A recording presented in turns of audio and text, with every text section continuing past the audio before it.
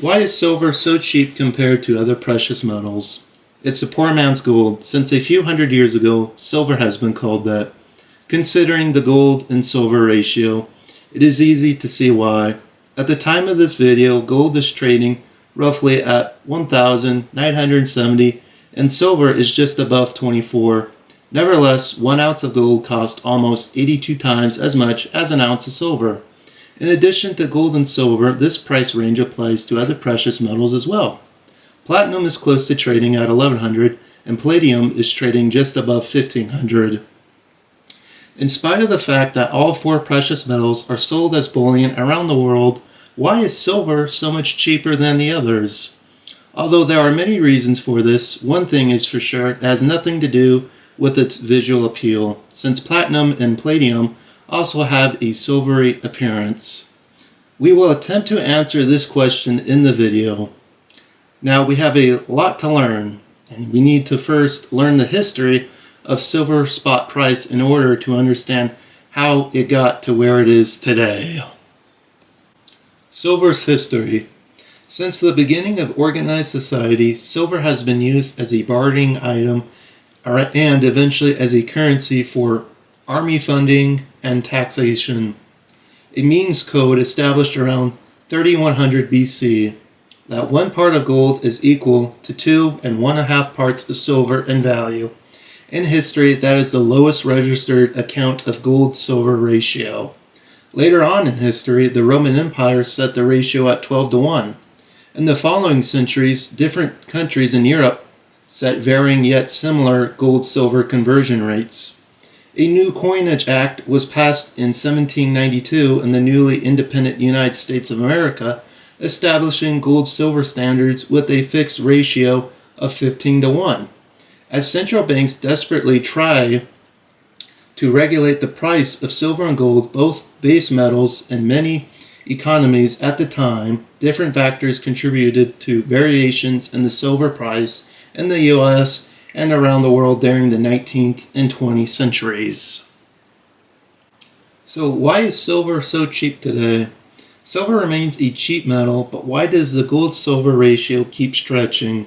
In the following section of this video, we will analyze some possible explanations. The first thing we need to understand that silver is always shadowed by gold, which is considered a safer investment and a better symbol of wealth and success. Throughout history, gold has always been considered to be the rarer and more valuable precious metal. For centuries, the price difference remained relatively stable. We began intervening in silver prices through the price discovery of only after the U.S. Silver War, when silver was demonetized. In the last century and a half, that led to a series of fluctuations. Gold-silver ratios might fluctuate more during periods of financial instability and debt crisis when gold prices spike. This brings us to the next reason. Silver and society's perception of its value. Silver is considerably cheaper than other precious metals when you compare it with them.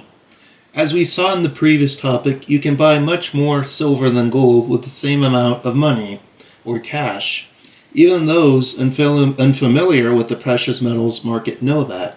People expect silver products to be much cheaper than gold, so it's harder or more difficult for silver to break through the gold and silver ratio.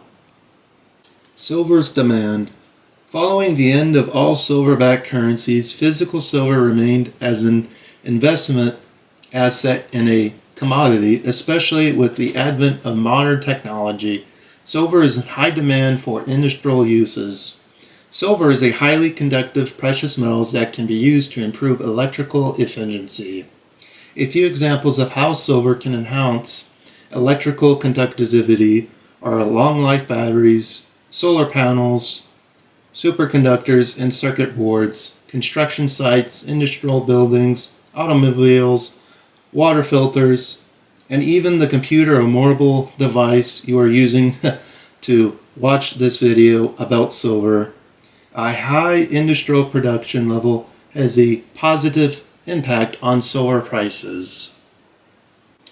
It goes without saying that silver is an essential metal in the jewelry industry. The metal is malleable and very resistant to oxidation. As a result of its scarcity and brilliant white color, silver jewelry is ever popular and present in fashion. Additionally, since the United States adopted a fiat-based system in 1971, investors have looked to precious metals as a hedge against inflation, speculating through the price discovery process. In response, private refineries were created around the world to produce pure physical silver for investment purposes. Furthermore, government-owned mints realized that they could profit from their silver reserves and started producing silver bullion coins. In addition to silver bars, silver rounds, and silver coins, investors can now find physical silver in different forms. The truth and reality is that there are many factors that influence the price of silver, but at the end of the day, in my humble opinion, I would much rather be in some good old physical silver than some dying fiat currency. Thanks for tuning in, and I'll see you in the next one.